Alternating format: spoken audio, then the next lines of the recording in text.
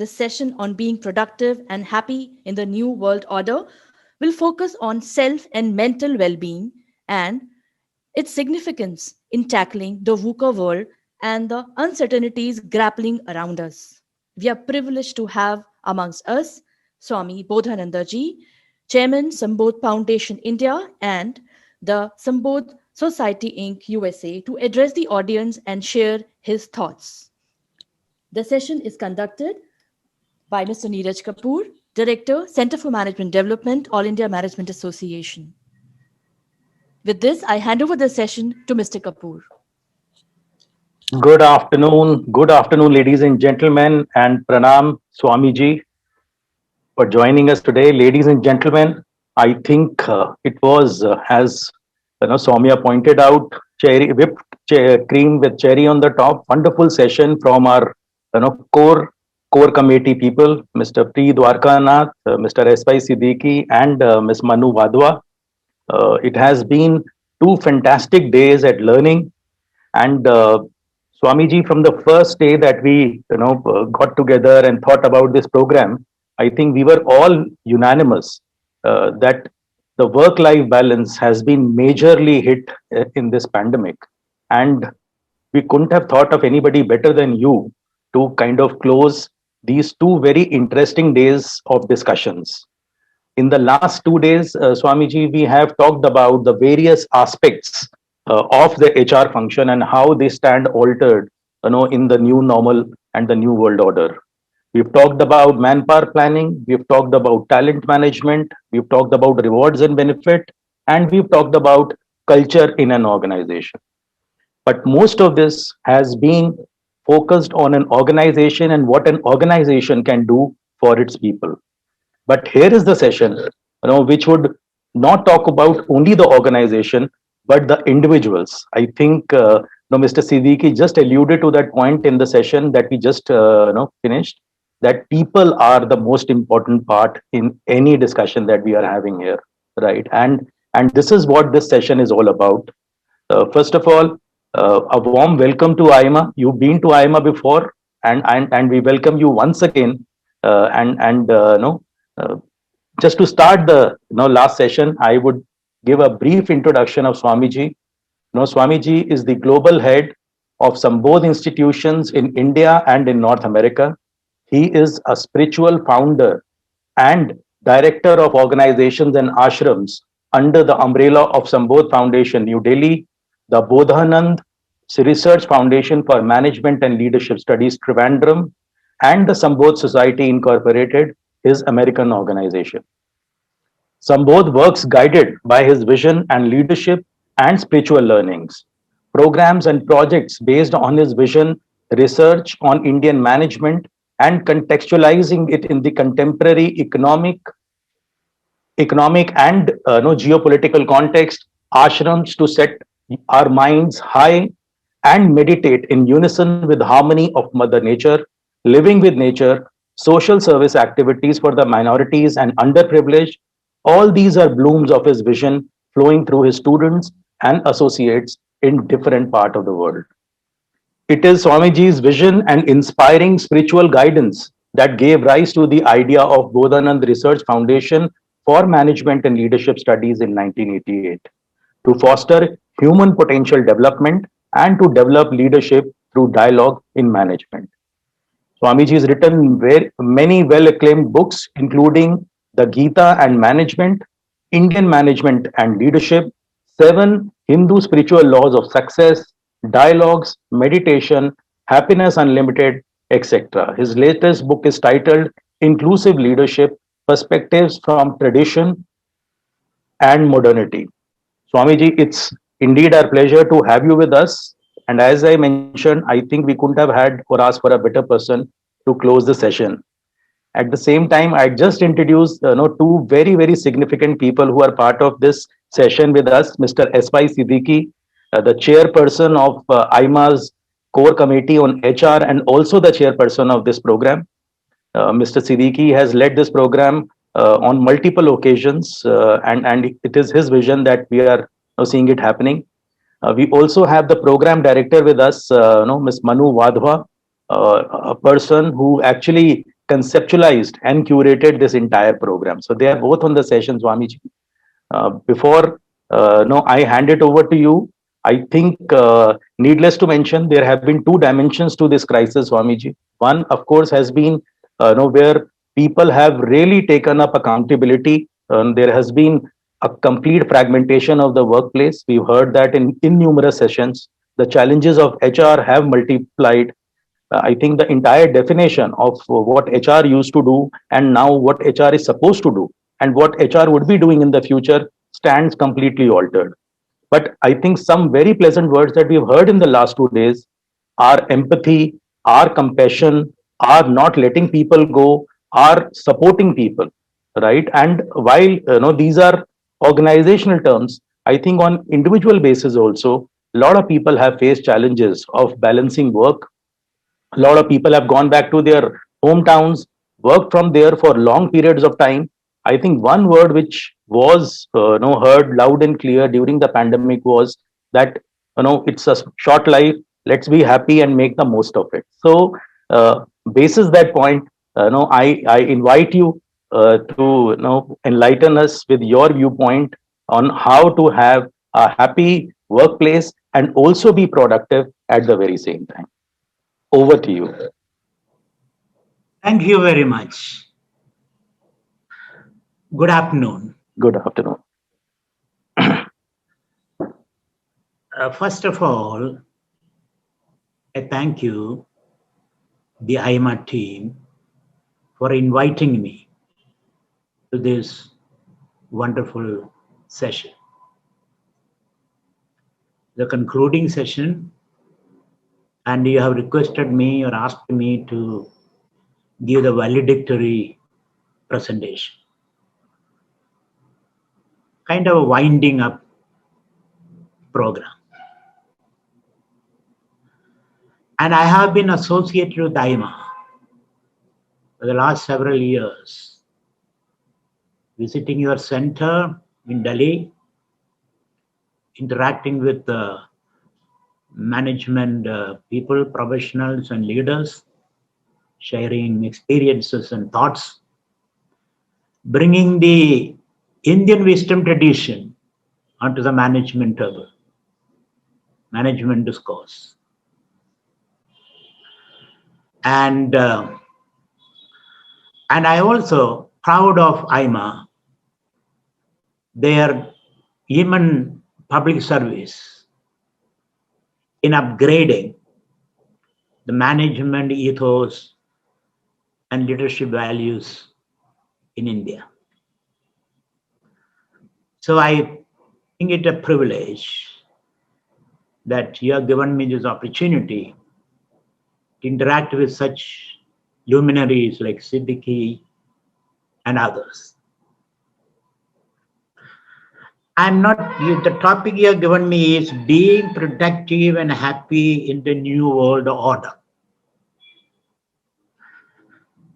And you had a long discussion for these 2 days on what exactly is meant by the new world order. And also I see reimagining the new world order, which is a tall order to reimagine.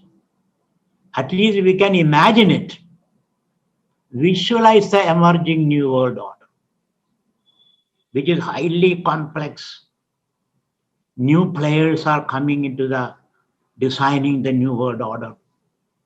It is not an easy task because the pace of change is accelerating. And it is very difficult, even for a supercomputer, to imagine what will happen in the next 10 years.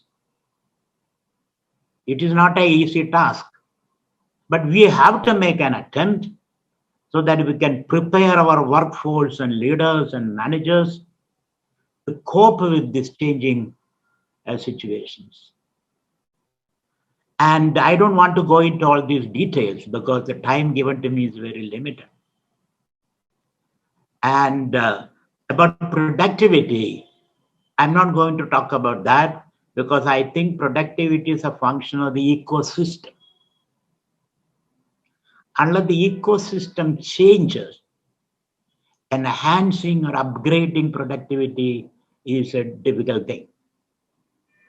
And you and I individually cannot change that ecosystem. And there are many factors are involved in it. And of course, there are few individuals who could make some difference, like E. Sridharan or Abdul Kalam or Varghese Kurian, for whom we have given these eponymic titles like Metro Man, Rocket Man, Milkman, just to put them in a corner. They are not the normal people. We think they are abnormal people. But apart from them,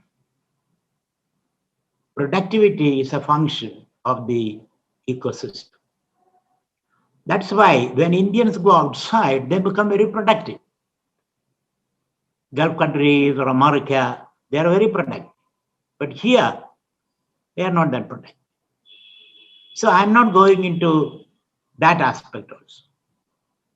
What I'm going to focus on today is on being happy. Being happy. It is an individual call to be happy.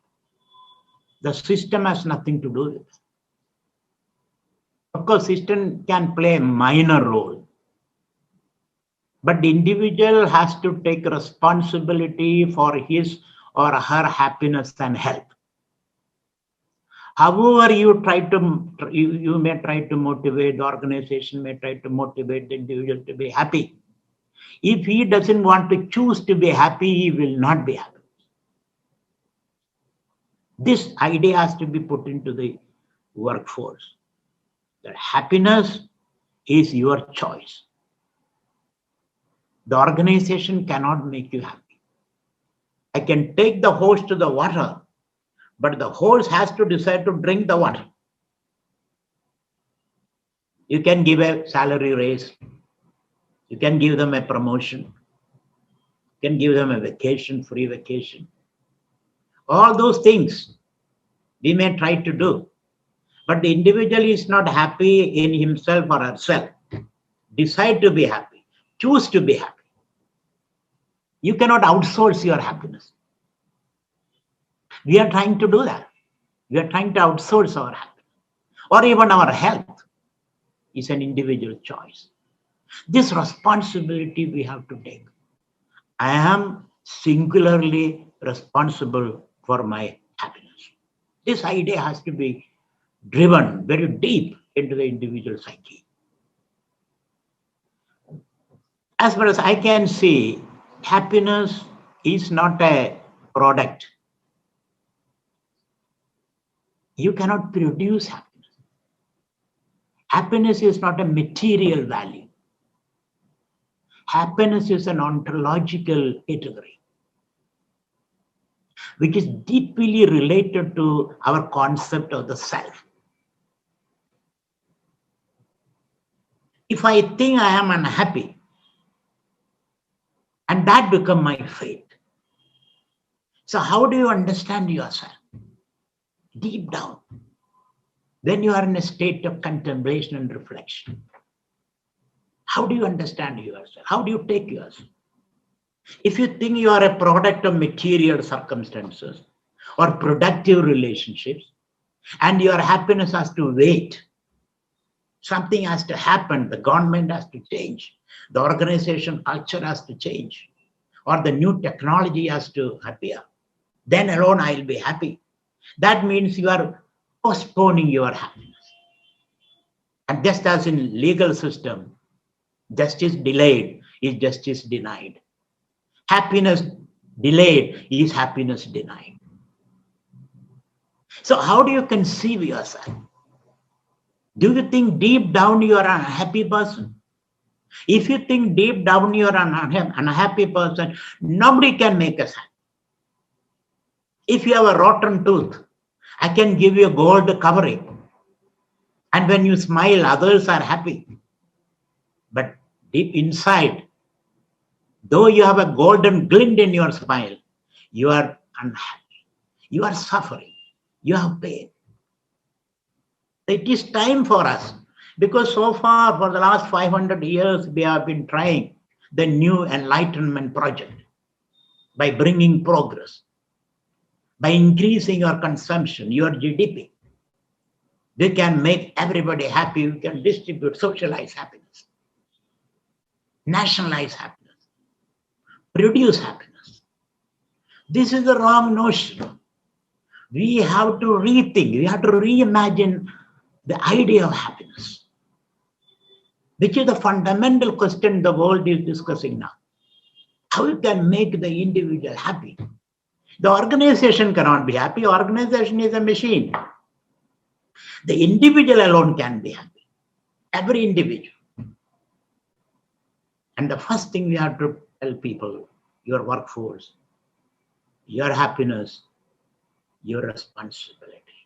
The organization is not responsible for happiness. Your wife is not responsible for happiness. Your husband is not responsible for happiness. Your servant is not responsible for happiness.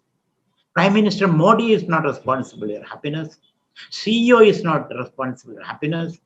You are squarely and singularly responsible for happiness. This has to be driven down deep into our psyche. Otherwise, however you may try to motivate people, however things you do for the people, they are not going to be happy. That is why, in spite of the GDP growth, in spite of all the comforts, in the midst of all comforts, we are miserable. So we have to ask this question. Don't try to outsource your happiness. Be happy right now. That is your choice. And if you don't choose to be happy, if you want to blame and play the victim, then that's your choice. Nobody can help you. You know, I can give a trophy to a crying child, or give him an ice cream cube, or a balloon. In spite of that, I find the child crying. He may be calm for some time. If he cry, I give a balloon, or a trophy, or a biscuit. For some time, he is okay. Then again, he is crying. The child is crying. Why? Because this trophy or biscuit or balloon is not going to make him happy. He has to grow up. He has to be an adult. He has to take responsibility. So happiness is not a material value, it's not a product, it's a fact of our being. That has to be realized. So we have to reimagine yourself. And that, unless that reimagining happens, people are fated to be miserable, whatever you do. It is only a band-aid over a wound. The wound has to heal from deep within. And so let us, first of all, we have to accept this. I am responsible for my happiness. Happiness is a value which is ontological. Ontological means it is something deeply related to yourself, your idea of the self. So today onwards, we have to decide, I am going to be happy, whatever may be my circumstances. I'm not going to be a prisoner of my circumstances, because circumstances can keep changing. We have no control over that. Even if you control, some other people are going to be happy, unhappy. So we have to take a responsibility. And first, that is the decision. That is the resolution we have to make. That is the takeaway you have to carry from this session. I have to be. Because fundamentally, we all are working to be happy. And that happiness is not outside. Unless we are happy, what is the point? I may have all the wealth or the money or the power or the position or the name or the fame. But deep down, if I am rotten, what is the deal? What is there? The whole thing is a miserable failure. On the top of the heap, I feel miserable. So this responsibility we have to take. Happiness cannot be outsourced. It is my responsibility. It is my choice. And right now, here, in spite of the situation, I have to be happy. So become a happy individual. Make that choice. And if you make that choice, that happens. Sometimes we say fake it and you can make it. You can make it. So first of all, we need that idea of the self. But ultimately, we are the self. We are not just the body and the mind. There is something deep down with us. I am the body, I am the mind. It's a mechanistic view of the self. We need a spiritual view of the self. Spiritual means something invisible, something invisible, something which you can deeply feel, but you cannot take it out and show others. That's the meaning of spiritual. So it is a spiritual concept. And don't we say that be a spirited manager or a spiritual leader? What is the meaning of spiritual manager or spiritual leader? Meaning that I am responsible. I can invoke my happiness from within myself. So we have to bring a happy individual to the workplace. We have to bring a happy individual to the home place. We have to bring a happy individual to the bedroom and the boardroom, on the roads. That is more important. Once that happens, whatever may happen outside, you will be able to respond to that situation creatively. You have to respond to that situation with the resilience and with the productivity. Productivity becomes natural at that time. So let us resolve that we are going to be happy right now, today, at this moment. That decision, that quantum leap has to happen. That leapfrogging has to happen. And for that, we are individually responsible. And once that happens, how do I make it happen? To make it happen, we have to look at our mind. The mind has to be balanced. Like even you ride a cycle. When you are on the cycle, you have to balance it. Then alone you can move forward. Otherwise, you are falling off the cycle. The mind is like a cycle, two-wheeled cycle. So we have to learn to balance our mind. These days they call it emotional intelligence. Not only IQ, cognitive intelligence by which you can mathematically analyze and understand and all that. We need IQ. That training is not there, neither in the home or in the workplace, nor in the university, to look at our mind, to detach a little bit and look at our mind and organize our mind. So we must be able to balance our mind. Our emotional balance is very, very important. This you alone, the individual alone can do. The company cannot provide that. I have to balance my own emotion, my jealousy, my arrogance, my vanity. You're talking a lot about compassion or sensitivity or empathy. That is a new tool in your playbook. Empathy. But what is empathy? Empathy is to yourself, to understand our own emotions. That is what empathy is all about. So once we understand our emotion, we must be able to balance. That balancing of the emotion. How do I balance our emotion? By bringing a 360-degree perspective about issues. An ability to engage in a conversation. Having an open mind.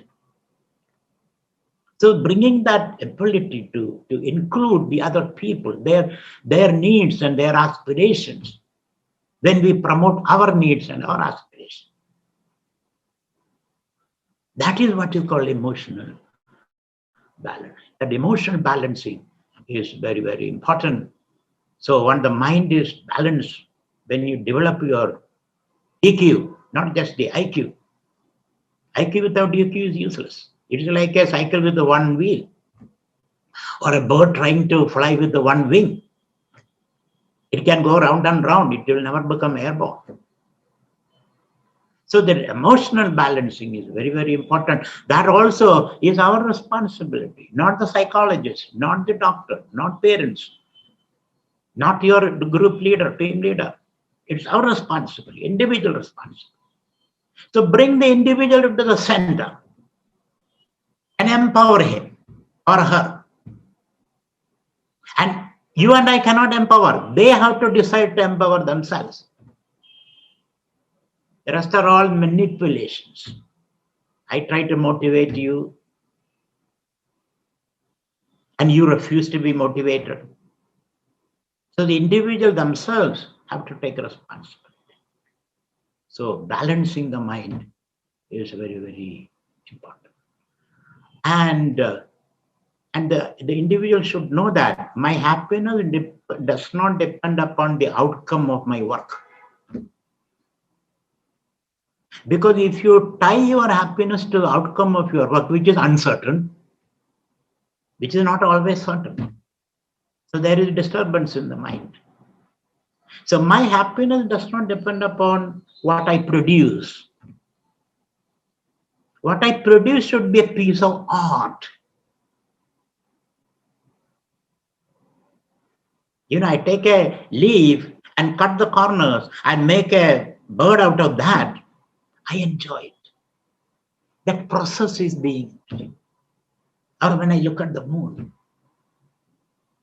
So my happiness should not depend upon the product. My happiness should be in the process. So happiness is something to be expressed, not to be expected. If we expect happiness, I guarantee we are going to be miserable. And not only that, we are going to be miserable, we will be like that donkey carrying the burden, thinking of the dangling carrot in front. You become exploitative material. Your work will be alienated from your soul. That is what is happening today. It is all alienated work. You go to the factory, go to the office, you don't enjoy work, you don't feel engaged and involved. You don't feel your soul is there. You feel you have become a victim because we are not enjoying our work. To enjoy our work, we should be inwardly happy. So therefore, let work become a pursuit of excellence, beauty, and an occasion for you to pour your inner soul and beauty.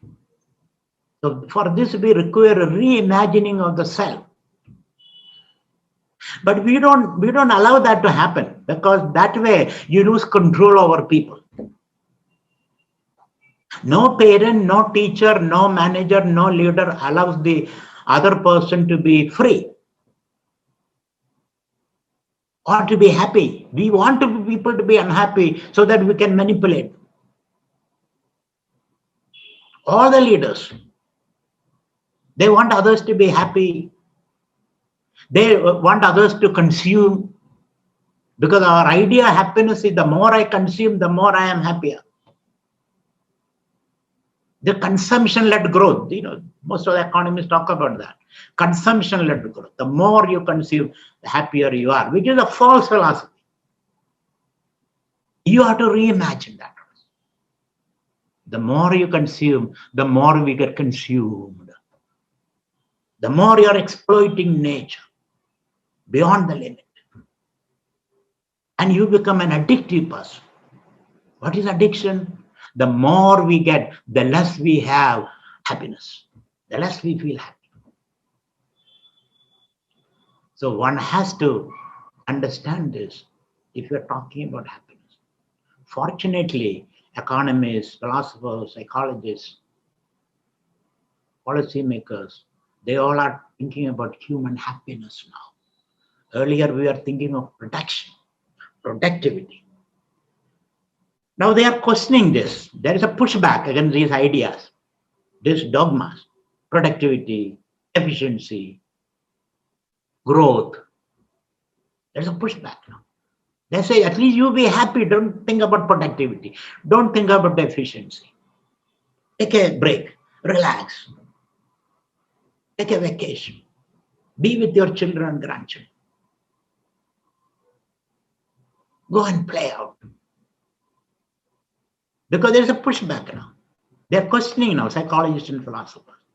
What is the idea of growth and efficiency and productivity and competition, competitiveness? They have killed the human soul. We have to reimagine these concepts. I'm not saying that these concepts are unnecessary, but we have to reimagine. So bring the individual to the center of the discourse. Empower the individual. Let him be free to express his inner potential or her inner potential. Then leadership becomes a difficult task. Difficult task. To manage such people, leadership is a difficult task. So leaders themselves have to reimagine themselves. Otherwise, this is not going to happen. So my message to this webinarians or seminarians, whatever, is that take responsibility for your happiness. Don't accuse the other for your unhappiness. When you accuse the other, point your index finger to the other, three fingers are turning towards yourself. This is a message we have to give. And are you courageous enough as leaders to make individuals free to take responsibility, and so that they come to the workplace as happy individuals, so that they can happily work, not work for happiness. That's the message I would like to give. Thank you very much. Thank you, Swamiji. I think that was wonderful. I think a complete different take on happiness, what its source is and how it originates. Wonderful, wonderful. We have a few questions. I don't know, Mr. Siddiqui and Manu would also like to ask you, but I have a couple of questions from the audience. So, referring to this very exceptional situation that the entire humanity has faced over the last 1 year. We've seen a lot of acts of kindness, not only on part of individuals, but on part of organizations trying to rally nations, all of that. So in context of that, one of the audience asked, how can we contribute to happiness of others? Is there a way that we can really contribute to make other people happy? That's the The question. only way to contribute to make other people happy is to be happy yourself. Okay. When you're happy yourself, it radiates. It's like a flower. When it blooms, the beauty and the fragrance radiates. When you light a lamp, then the light radiates everywhere. So your first responsibility to be happy yourself. Then you can happily make others discover their own happiness. You cannot pad happiness on the other. True. You cannot paint others with happiness. That you can do. You can flash a smile or squeeze their shoulder and say you are a wonderful person. That doesn't make them happy. Happiness to spring from within. It is a choice you make, irrespective of what others say. True. True. It is only unhappy people who go around making others happy. Another very important question. I mean, it is from the perspective of leadership, which says that, what is the role that the leader and the leadership, can do to, because we hear about organizations, Swamiji, and there are organizations and then there are organizations. I mean, there are organizations for whom the employee welfare, their well-being is of paramount importance, right? And we hear about these organizations, great places to work, all of those things.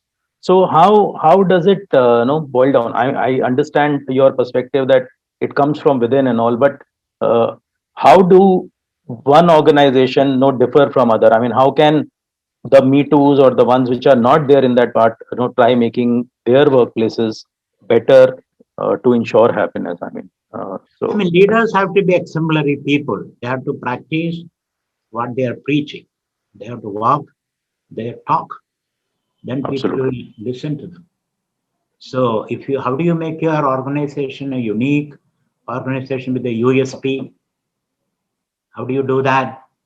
You have to become exemplary people, do what you are preaching. That alone can make a difference. So leader is always a role model, and leader should come to the office as a happy person. I think if you are a happy person, everything will organize themselves in a most positive and desirable way. Great, sir. Thank you. Thank you. Mr. Siddiqui, Manu, you are there. I mean, any questions that you would like to ask? Just to bring all of it to close now. No, I think, Swamiji has given the almost, the core of what should be, that starting with being happy yourself. There's a question which the audience has asked, Swamiji, which I'm very keen to hear your thoughts about. What if you're wronged by someone, and till the time we get justice, how do you be happy? Like if you're feeling that you've been wronged, or your intent is not Yeah, there. so that's a very interesting question. The system, the organization of the system, making you feel a victim. And that there is where the question comes, I am denied justice. I am a victim of the system. So where do you start? If you are just a victim, then all your responses will be from the standpoint of a victim. And then you become a reactionary. You want to control or destroy the other person whom you perceive that he has been victimizing you or exploiting you. So you are playing only one side of the game, or you're taking one pole of the situation, or one side of the situation. So your impulse will be to overpower that person, and you become the perpetrator. So violence comes. Violence is no solution. So if you feel a victim and you see the perpetrator, can you engage in a discussion? Can you engage in a conversation? Because that person also feels a victim by some other person. So what we require is a collective conversation. Because I exploit you, because I have been exploited by others. So when you play the role of a victim and you have no identity other than that, then you are playing the binary game. Today's exploited become tomorrow's exploiter. That's what is happening. I overpower you, I organize a lot of people and overpower you, or I change the discourse, intellectually overpower you. Then you become the victim. That's not going to solve the problem. That's not going to solve the problem. It is time for us to sit down and appeal to the deeper dimensions of your being and engage in a discussion. Otherwise, you are free. You are free to attack me because I am the perpetrator, I am the predator, and you are the prey. The law of the jungle will come. The law of the jungle. That's not going to happen. We have to sit down and discuss. Ask the question. Why you do this to me? What are you going to gain in the short term, long term? How your soul is polluted in the process? We have to ask those questions. Otherwise, this cycle will continue. Cycle will continue. Swamiji, we have one question from our dear friend Dr. Monica Suri, who is from Oro University in Surat. And no, this university itself, no, Monica tells us, is based on the integral approach to learning, which is philosophy of Sri Aurobindo, right? So that's what the genesis is. So she says that please throw some light on the concept of happiness centers across the world. As you said rightly, happiness is within. So, what should be the role of these centers in the well being of people? Yeah, these centers can organize discussions, seminars like this, and ask these relevant questions that you're unhappy. Why are you unhappy? Who is responsible for that? And what can you do about it? And what's your concept of the self that you are? Are you deeply, basically an unhappy person? Or unhappiness is only a choice that you are making? So these are the spiritual organizations should do, whether it is Aurobindo or whatever. These discussions, dialogue. In olden days, we used to have dialogues, discussions, conversations about happiness. Happiness was the central theme. Happiness was the central theme. And what is the source of happiness? It's not only in India, in Greek, in all cultures. Happiness was the central theme they were discussing. In Greek, there is an idea called eudaimonia. Eudaimonia. Eudaimonia means a person who follows virtues, virtue, an ethical life. He can be happy or she can be happy. A person who is more reflective action, not reactive action, reflective action. That person is able to access this happiness we are talking about. So I told you, happiness is a ontological value, not a product. Ontology means which is already there. So that's what we mean by ontological value. So that idea has to be understood. It is time for us to understand philosophy, not mere science and technology and psychology and all that. Philosophy is very important. The very idea of the self is to be reimagined. Because after all, we are the selves. We have a certain identity other than the body and the mind.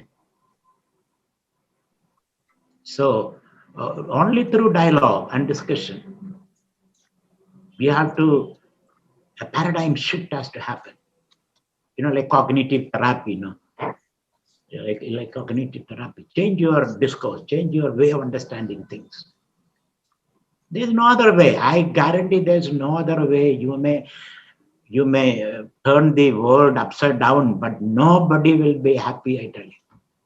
Of course, there are certain material comforts are necessary, but they are not sufficient. And not only that, a happy person can change the circumstance. An unhappy person can only bring more venom and poison into the circumstance. So take it from me like a prophetic statement. You are not going to be happy if you look outward for happiness. You are chasing the shadow. That is the fundamental truth. You may dislike me for saying that, but that is the fundamental truth. As a happy person, whatever you create, that alone will be lasting. As an unhappy person, you may create a Taj Mahal or a Great Wall of China or a pyramid or a hanging wall or whatnot, whatever, or maybe a computer, supercomputer. It will all only add to your unhappiness. So civilization, this what we call the Enlightenment project. They're taught by science and technology and productivity, GDP. They may be able to enhance human happiness. That's a colossal failure. It has ended up in the environmental catastrophe that we are going through. The virus pandemic, all those pandemics. So we have to empower the individual. And that can happen only through a dialogue, not by dictating to people, not by manipulating people. We have to involve all stakeholders in this global dialogue. That's the only way it can happen. And as far as I am concerned, I am not in a hurry. Why I am not in a hurry? Because I know fundamentally, you are a happy person. You're pretending to be unhappy. So I'm not in a hurry. I'm not in a hurry. I'm not in the rat race. Great. Reflect and then choose. Actually, happiness is not even a matter of choice. Happiness is your nature. That has to be understood. Swamiji, I know we've run out of time, so I'll just take up one last question, I think, which is very, very relevant. I mean, no, Professor Shiny asked that from one of the one of the participants. It says that how do we control our emotions at workplace? I mean, there are situations which actually flare up, and we become reactive most of the By times. consequential thinking, what do these emotions, the outplay or expression of emotions create? What is the outcome it creates? If it creates an unpleasant outcome, you better be a little more reflective. Before you leap, look. So by looking at our own emotions and its display and its outcomes, we will be able to understand, because that's what human beings are. We can think of the consequences and modify our actions, True. our choices. So that is what one has to do. Or what people do these days is you run behind the emotion and use your intellect, your all capacities to fulfill your emotional satisfaction or your wild emotional expressions. That has led us to this situation, present situation. So look at your emotions. What is the consequences of displaying your wild emotions? Understand others also have emotions. They also have got feelings. It's an ability to see others' feelings, which you call your mind these days. Ability to understand the other person. And ability to understand the unexpressed feelings of others. Others may not express their feelings because language is not fully equipped to express our feelings. Sometimes the glance in their eyes or their muscle movement, their body language, they may express things better than what they say, isn't it? Sometimes we are in deep love. We say, I want to kill you. But what does it mean? It does not mean that that person wants to kill you. That means that person wants to embrace you and make you one with his soul. That's what he's saying. So language is a very limited instrument of expressing our feelings. So the ability to cut through the language and see the real person behind what he or she says, that also is very, very important. Maybe humanity has to go through several episodes to come to this realization, the reflective action, not reactive action. And just some technical did that whoever asked that question. Whenever you are emotionally in a disturbed state, sit down before you act. Take a long deep breath. Or open the window and see the sun or the moon. Or think of your grandchildren. To bring some sanity into your wild inner nature. Bring some sanity. That's what we can do. Thank you. Thank you, Swamiji. I think that was really enlightening. I'd have Mr. Siddiqui, the chairperson of the conclave, bring this session and the program to an end with his remarks. Sir, over to you. I think a very fitting finale to the kind of exciting 2 days of corporate kind of puzzles which we are looking at from the people strategy perspective. But I think the perspective shared by Swamiji has made me even think, deep about what exactly makes us happy. I think it is a revelation, Swamiji, what you have talked about, and a very big need for entire humanity to start looking at, avoid what happened, the kind of epidemic which we have gone through and other crises which the global world has faced. And I think to a great extent looks great wisdom what you said, that perhaps dialoguing, discussion, and perhaps open up will realize that everything is within ourselves. And to a great extent, perhaps I look forward to reading some of your books to have some more better understanding for us to become better human beings first, and then maybe better managers and leaders. We are extremely grateful for your kind presence. Really privileged to be part of this session, and a very big value add for our day. Thank you very much, Swamiji. Thank you. Thank you. And we will look forward in future also this professional association and teaching to go on in our deliberations. Thank you. Thank you very much. Thank you. Thank you, Swamiji, for blessing all of us with your presence and from an inspiring and motivational address.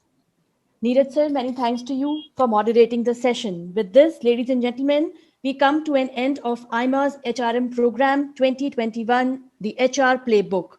I hope all of you enjoyed the sessions over the last 2 days. Special thanks once again to Mr. S. Pai Siddiqui, Chairman IMA Core Committee on HR, Ms. Manu Wadhwa, Director of this program, and to all the members of IMA HR Core Committee for their leadership, guidance, and valuable inputs in putting together this wonderful program.